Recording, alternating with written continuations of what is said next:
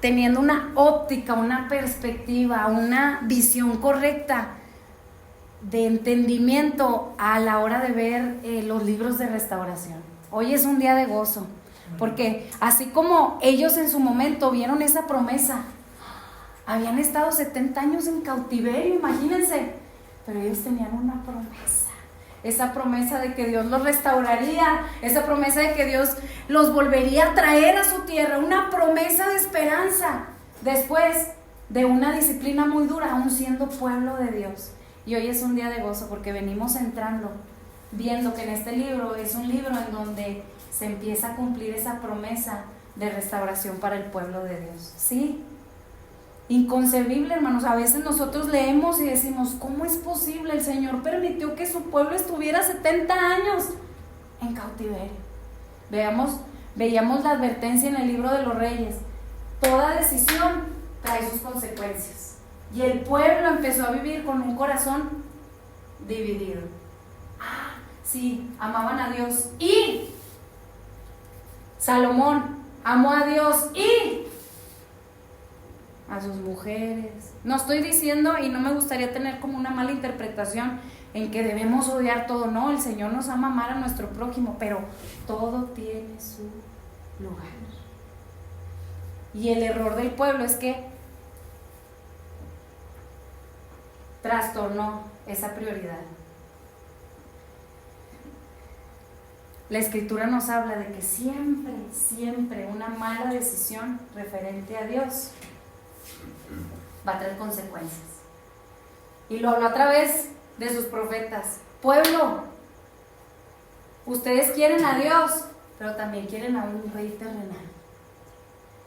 Ustedes quieren y dicen amar a su Dios, pero en el andar no andan en sus caminos. Ustedes quieren y dicen estar cerca y amar al Señor, pero han dejado su primer amor. Y es la misma advertencia que el Señor nos hace. Pueblo, las consecuencias que el pueblo de Israel vivió son para nuestra enseñanza. Y debemos ser conscientes y tener una perspectiva correcta del libro de restauración. Porque prácticamente lo que vemos en todo el libro de los Reyes y de Crónicas, que es lo que antecede a que los llevaran al cautiverio, que son pecados palpables en el andar, tiene una raíz y una problemática que no debemos de tener o pasar desapercibida, que es el corazón. La idolatría, el amor a la avaricia, el amor a cualquier otra cosa antes por encima del Señor. Son solo acciones que vienen de un problema raíz, que es el corazón. Todo problema que viene en referencia al ser humano tiene un problema raíz que apunta a nuestro corazón. Por eso la consecuencia de tener un corazón dividido siempre va a resultar en cautiverio. Sí, leemos en los libros de restauración que viene la promesa, sí, pero después de 70 largos años de todo un pueblo llevado a Babilonia. Y lo vamos a leer en 2 de Crónicas. Fíjense cómo termina el libro de Crónicas. Antes de empezar con los libros de restauración, antes de empezar, por ejemplo, con Esdras, vamos a los libros de 2 de Crónicas, el capítulo 36.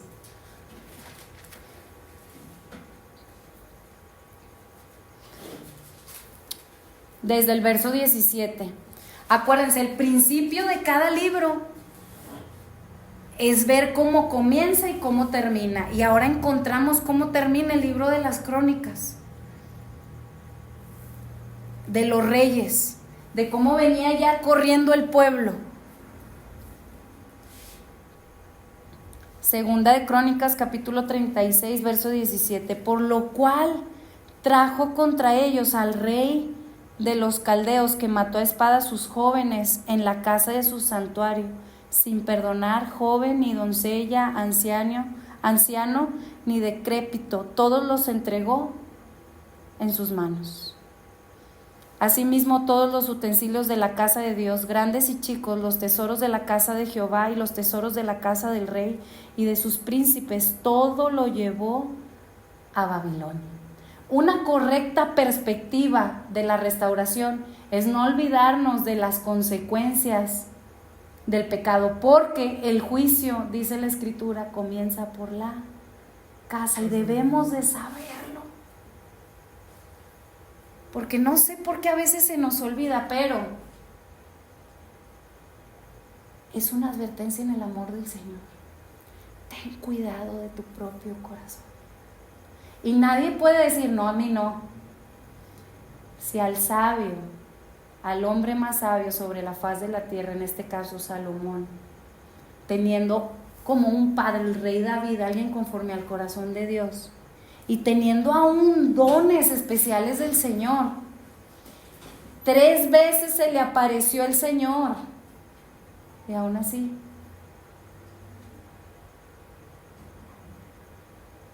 su vida fue hacia abajo, porque no tuvo precaución de esa advertencia que con amor Dios nos dice: ten cuidado. Es muy sutil. Y principalmente cuando nuestras relaciones interpersonales más cercanas empiezan a tomar el lugar de Dios. Ten cuidado.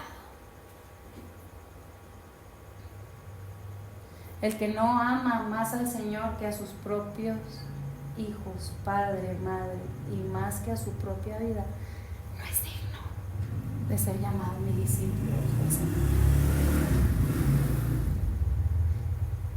Y principalmente porque el Señor nos quiere librar de ser como ese pueblo que fue necesario que el Señor lo disciplinara por 70 años. Es una advertencia en el amor de Dios. Es como es como nosotros con nuestros hijos: cuidado, te vas a quemar. Yo no deseo que pases por eso. No deseo que sufras. No esté en mí el castigo, pero cuando es necesario para preservación de tu alma,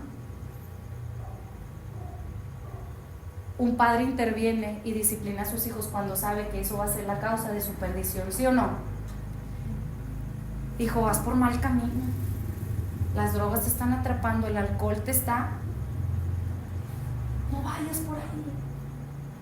Es un solo ejemplo, ¿no? De muchos. Entrega tu vida al Señor, no vives para ti mismo ni para complacerte, vive para Dios. Y como todo buen padre, Él es el Padre. Dice la Escritura que nosotros como padres, siendo malos, sabemos dar buenas cosas a nuestros hijos, cuanto más nuestro Padre Celestial. Tener una perspectiva correcta de que el Señor ciertamente en su amor nos corrige. En su amor nos corrige, porque también me ha tocado estar expuesta a una doctrina donde es súper dura y se nos olvida que es en el amor del Señor. La disciplina es con actos redentoros, es con actos de que Dios manifieste aún su amor y su cuidado en nuestra vida, y que a veces su trato es un trato que en ocasiones no alcanzamos a comprender. Es una obra muy extraña, es una obra difícil de asimilar, es una obra que implica sufrimiento y dolor, pero el Señor dice: es necesario. Es necesario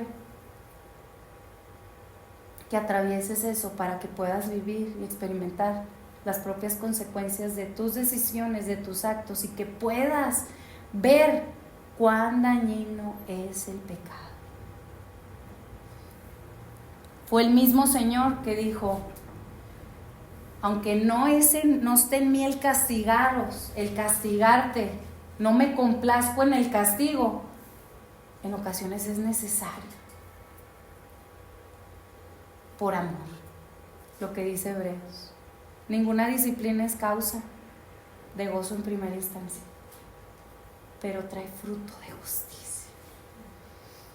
Entonces, tener una perspectiva correcta de los libros de restauración es no olvidar el contexto de que ya era un pueblo que había sido tratado por 70 años, que vieron cómo toda su ciudad fue quemada, que muchos de ellos, sus hijos, fueron separados, muchos de ellos fueron llevados cautivos, algunos se quedaron, algunos fueron llevados literalmente a Babilonia, subyugados. Qué duro. Pero por más de 1000 años el Señor hablando a través de sus profetas, a través de los siervos de Dios, el Señor hablando a través de ellos.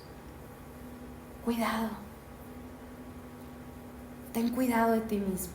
¿Cuántos Timoteos hay aquí en donde Dios usa muchos Pablos para decirnos, Timoteos, yo la primera, ten cuidado de ti mismo? Porque este corazón tiene todo el potencial para traicionar a aquel que murió y dio su vida por ti. Y nadie puede decir, no, yo no. Nadie está exento. En una ocasión alguien me dio el ejemplo de que la vida en este andar, en este camino angosto, es como si trajeras una taza de café llena, que tienes que ir así, para que no se te derrame, cuidando tus pisadas, tus pasos, porque si no en cualquier momento el café se cae y te quema. Así es nuestro andar. Señor, ayúdame. Yo sé que ni tengo la capacidad de andar en el camino que debo andar, pero tú no me sueltes, tú adelante mío. No me fío ni de mí misma, Señor, ni de mí mismo. Ayúdame.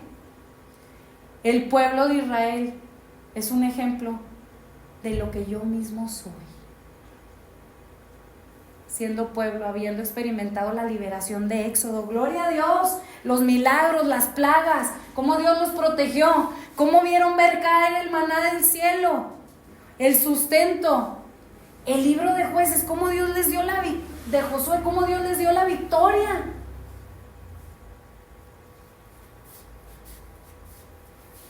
Y aún así, en cualquier momento desviarnos. Este corazón, a lo menos el mío, es bien perverso y es bien engañoso. Y no se ofenda, es el de todos. Por eso esta carne, no le debemos dar lugar a la carne, en nada, y solo el Señor sabe. Por eso Jesús, muy sabio, le dijo a Pedro, ¿me amas? Y ya Pedro, habiendo entendido que una vez lo había traicionado, ya le dijo, tú lo sabes, Señor. Yo te puedo decir que sí, yo te puedo decir, yo doy mi vida por ti. Y a las horas estarte negando. Tú lo sabes. Señor, tú sabes cuál es mi condición. Ayúdame. Y Señor, si en tu sabiduría, yo siendo como parte de tu pueblo, crees conveniente que trates con mi vida, hazlo, Señor. Porque yo sé que en tu amor tú buscas preservar mi alma y ser hallada en ti. Esa es una perspectiva correcta de los libros de restauración. No olvidarnos de las consecuencias de nuestros pecados. No tener y tomar a la ligera este propio corazón, porque es el contexto del libro de la restauración.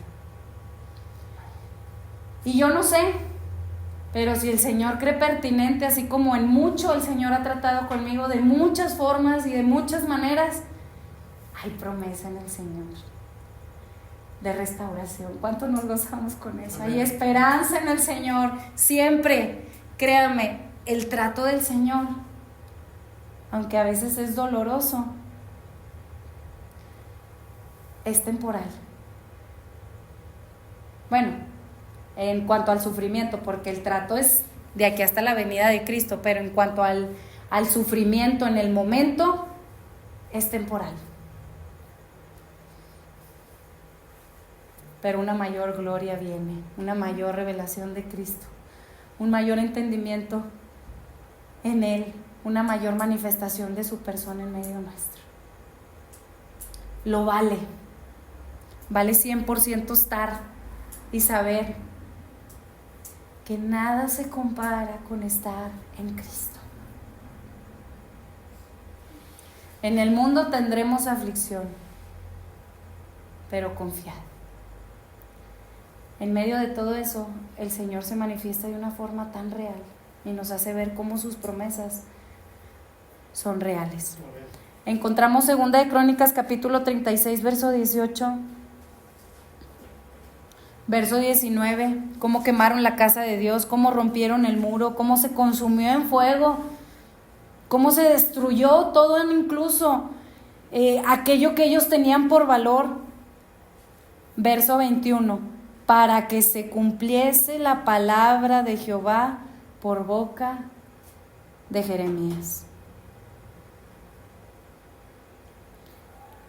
El pueblo de Dios no escuchó la voz del Señor.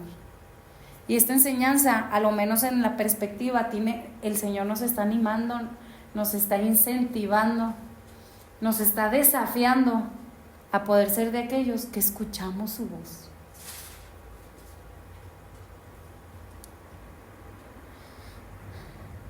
Porque ciertamente todo lo que Dios habla vendrá a su cumplimiento.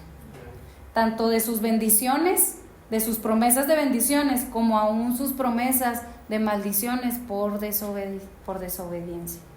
Esto lo vamos a encontrar. El cautiverio, esto que había estado profetizado, el libro de las Crónicas nos recuerda de no se olviden las consecuencias del pecado, de algo que ya Dios había hablado por medio de sus profetas, por medio incluso desde Moisés, 1000 años antes, diciendo, estas bendiciones te seguirán, pero también estas maldiciones. Somos bien buenos para decir, sí, las promesas de Dios, pero la pregunta es, son las promesas de la bendición, porque esas todos decimos amén, pero a las promesas también de que hay consecuencias por nuestros actos, y también son promesas por desobediencia, también son una realidad. Y es así, decimos, mejor arranco la hoja, porque no me convienen.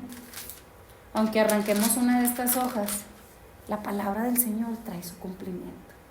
Lo queramos ver o no lo queramos ver, es la verdad. Y el Señor nos recuerda, tienes que tener la perspectiva correcta, porque ciertamente fue un pueblo que por 70 años fue cautivo.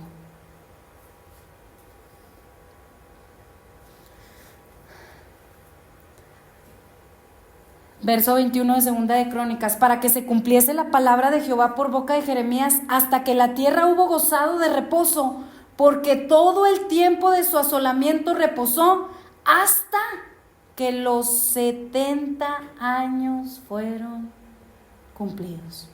Jeremías había dicho, había profetizado, arrepiéntanse, viene cautiverio. Un corazón dividido siempre nos lleva a cautiverio. Pueblo, un corazón dividido nos lleva a cautiverio. Viene un pueblo, el pueblo de Babilonia, su misma gente no le creyó. Lo aventaron a la cisterna, lo querían matar.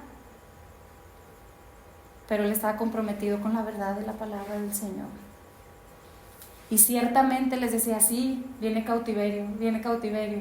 Pero también Jeremías profetizó de esa promesa de restauración. Y gloria a Dios, porque nuevamente estamos entrando a los libros de restauración, estamos ya viendo que sus promesas de restauración son cumplidas. Aquí el profeta Jeremías había dicho, 70 años van a ser de cautiverio. Les digo algo y por consejo, no resistamos el trato de Dios. No es que hay que orar, porque me está pasando esto, y reprendo. A veces es la misma mano del Señor tratando con nosotros. Y solo el Señor sabe el tiempo. Pero siempre recuerde, no voy a dudar de la bondad de Dios. Aún esto que estoy viviendo, el Señor es bueno. Y deposito mi confianza en Él. Y Él sabe cuándo termina con esto. Porque hay una promesa de restauración. Amén. Amén. Amén. Y esa promesa de restauración tiene que ver con una mayor revelación de quién es Él. Qué maravilloso. Qué espléndido y glorioso. Qué tan alta es su sabiduría. Inescrutable es su sabiduría. Qué bueno es nuestro Dios. Amén. Verso 22 de Segunda de Crónicas, más, fíjense ya aquí la promesa de restauración, más al primer año de Ciro, rey de los persas, para que se cumpliese la palabra de Jehová por boca de Jeremías, Jehová despertó el espíritu de Ciro, rey de los persas, el cual hizo pregonar de palabra y también por escrito por todo su reino, diciendo: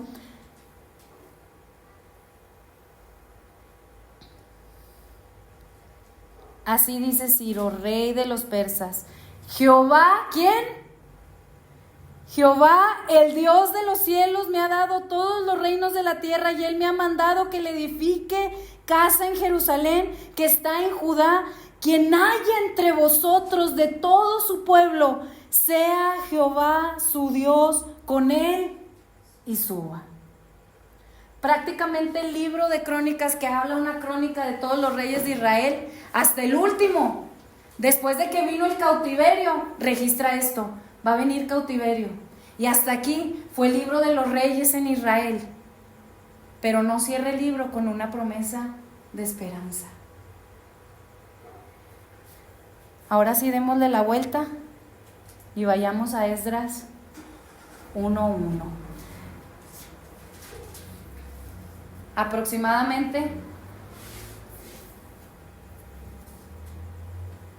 70 años después del último rey de Israel, y vemos el cumplimiento. Lo que Dios promete, Él lo cumple. Lo que Dios ha hablado es algo ya hecho. Justo 70 años. El pueblo ya había escuchado: no, sí, vamos a ir cautivos, pero va a durar solo 70 años. Solo 70 años vamos a estar aquí. Y Dios va a despertar un rey, no sé. Dicen que se va a llamar Ciro. Y ahorita encontramos el cumplimiento. En el primer año de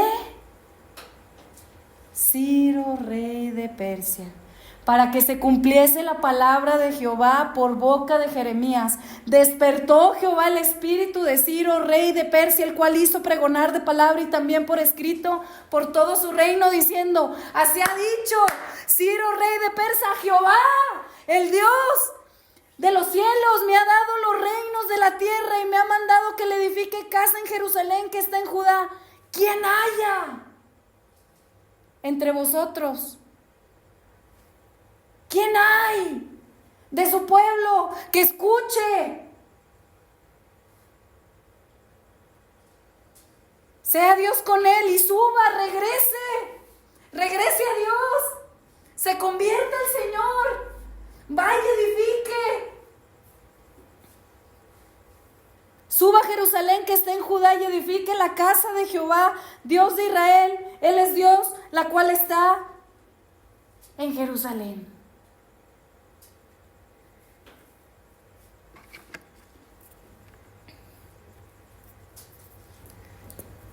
¿Quién hay entre vosotros? Ahora, para que tengamos una perspectiva correcta.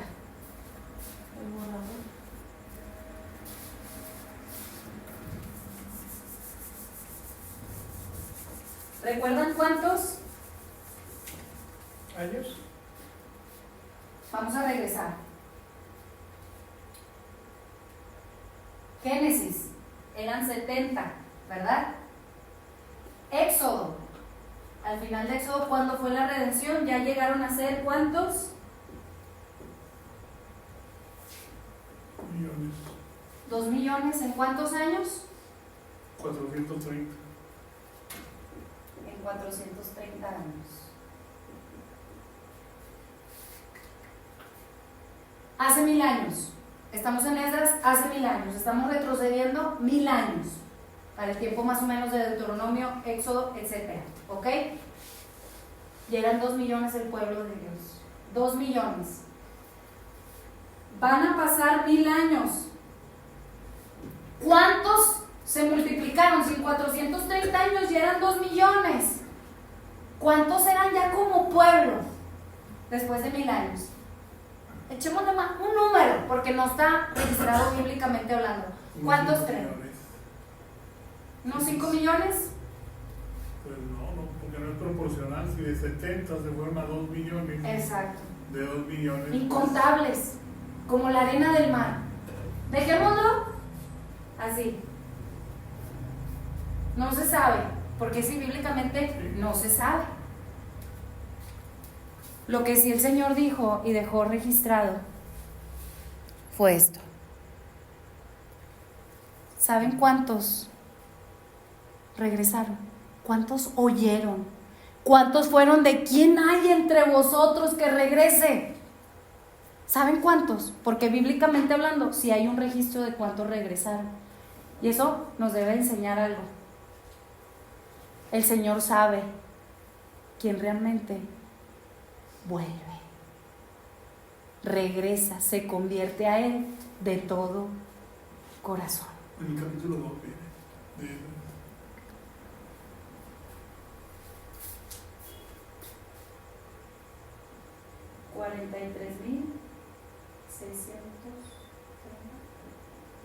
360. Aquí lo tengo. 42,360 regresar.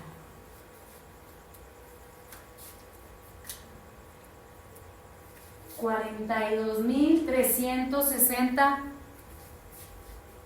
Y está escrito para que no se nos olvide que el Señor sabe cuánto realmente regresa. Para que tengamos una perspectiva de millones.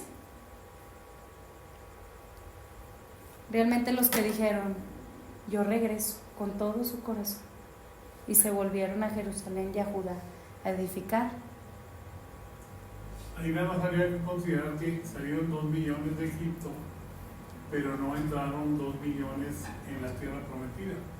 Si consideramos que la generación nada más de 20 años hacia abajo fue la que entró a la tierra prometida, y esa es la que, sobre esa cantidad, es sobre la que van a contar el exilio, ¿verdad? El destierro, la cautividad en Babilonia. Así es. Son números solo, ¿verdad? Pero yo creo más que todo es Una perspectiva sí, más o menos aproximada, ¿no? Pero sí hubo una gran multiplicación. Exacto. Pero pasó una generación, con 70 años de cautiverio. Toda una generación, pero en realidad es solo un estimado de los números que nos vienen en la Biblia. Pero si vemos estos, comparados solo con estos, No, pues una multitud. no fue nada, nada. 4 veces. es nada. El Señor depurando a su pueblo. Y si se fijan, en realidad ni siquiera es un mandamiento, es una instrucción es solo un vuelve, que ellos se conviertan a ti, tú no a ellos. ¿Sabe por qué esa generación, la mayoría, no regresó y se quedó en Babilonia? Bueno, que aquí ya era Persia. Ahí lo dicen también por la comodidad, ya se habían acostumbrado. Y eso fue más tremendo porque en 70 años se acostumbraron, y en cambio cuando estaban en Egipto, pues estuvieron más años y hubieran dicho, aunque sí añoraban, su corazón siempre se quedó en Egipto. Exacto. Extrañaban siempre Egipto. Amén. Y aquí en Dios, ahí Dios ayudó, con el mismo pueblo los puso para que edificaran otra vez el templo. Exacto. Para volver. El mismo pueblo que diera. Qué bien. ¿Verdad? Pero hablemos en términos espirituales de al hoy por hoy, porque la Escritura dice que para nuestra enseñanza fue escrito. Es un pequeño remanente, quien realmente es de esos contados que oyen la voz de Dios y dicen, vuelve. ¿Quién hay entre vosotros de su pueblo? La mayoría del pueblo. Números generales, no, pues ¿para qué? Si aquí yo ya edifiqué casa, pensando para sí mismos y no para la obra del Señor. Y como el Señor utilizó, ni siquiera aún, no, como en el caso de Moisés cuando sacó a Israel de Egipto, utiliza a un rey persa, a Ciro. A un rey extranjero, pagano. a un pagano. Ahora, aquí había libertad de culto. Por eso en estos días hay libertad de culto, pero realmente pueblo que se cuenta como remanente, solo el Señor sabe. Y el Señor los tiene contados. Y yo solo insto y es mi oración, Señor, tú lo sabes, Señor, tú sabes. Y si no soy o estoy siendo contada como parte de tu remanente, haz una obra de transformación, Señor, porque yo no me quiero quedar fuera. Es salir de tu comodidad, es salir de tu área de confort, es estar dispuesto a dejarlo todo para seguir al Señor. Y claro, implica un precio. Aquí humanamente hablando, pues era quizás dejar sus negocios, quizás dejar a su familia que no quería regresar, separar, ¿me entiendes? Dejar quizás sus relaciones interpersonales más cercanas porque algunos no querían y otros sí, pero eso es lo de menos. El Señor nos invita. No hay un mayor amor que que estén dispuestos a dar su vida por sus amigos. Y Él por delante dando el ejemplo. Y claro, muchas de las veces tenemos el conocimiento, pero a la hora de que se nos presentan pruebas, solo el Señor sabe.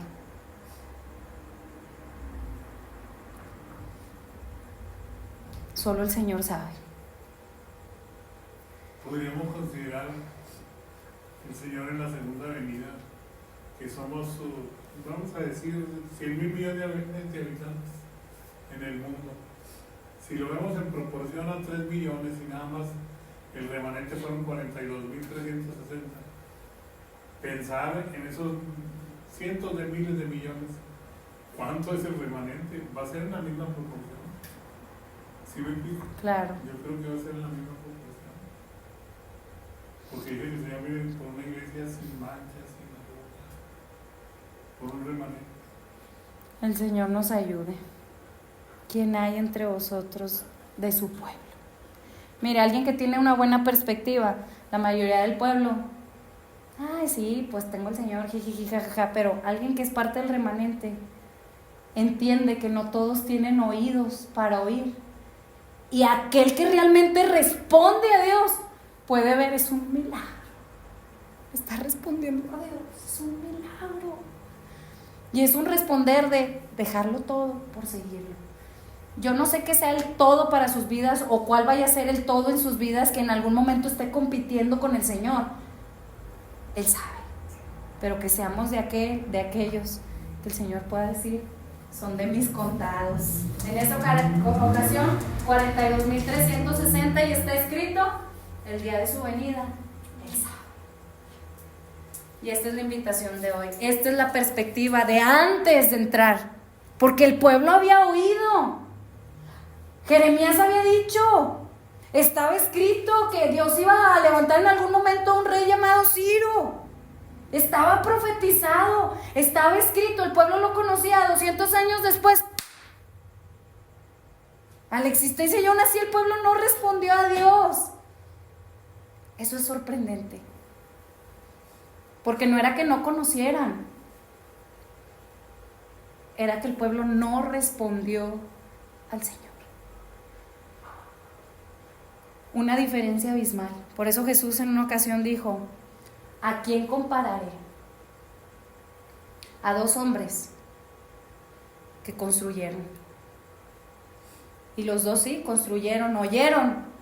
Pero el hombre que fue necio fue aquel que oyó y no respondió y no hizo. Todos podemos decir, sí, estoy en Cristo. Sí, estoy parada con el fundamento. Pero si lo llevamos a la práctica, hermanos, es en el andar que realmente nuestras acciones demuestran al Señor si realmente somos contados como ese remanente. Y el desafío hoy, ya entrando a la perspectiva, ahora sí para allá después, el próximo entrar a Esdras, es ¿quién hay entre vosotros de su pueblo? ¿Quién hay? Padre, tú lo sabes, Señor. Danos oído para responder a lo que tú nos llames, a lo que tú nos mandes, a lo que tú digas, a tu voluntad. Sea el costo que sea, Señor. Estamos delante tuyo y deseamos ser de esa generación que es contada como ese remanente que está puesta por ti y para ti, Señor. Danos oído para poder responder. No ser oídos sordos. El que tiene oído, oiga lo que el Espíritu dice a la iglesia. Señor, vivimos en una generación en donde mucho pueblo está jijiji, jajaja, pero cuando entendemos la perspectiva de los números, son pocos los que alcanzan a entender que se trata de una devoción total a ti. Líbranos de un corazón dividido, Señor, entendiendo que no podremos vivir en la libertad con la que tú nos has llamado a estar en ti si damos paso a tener un corazón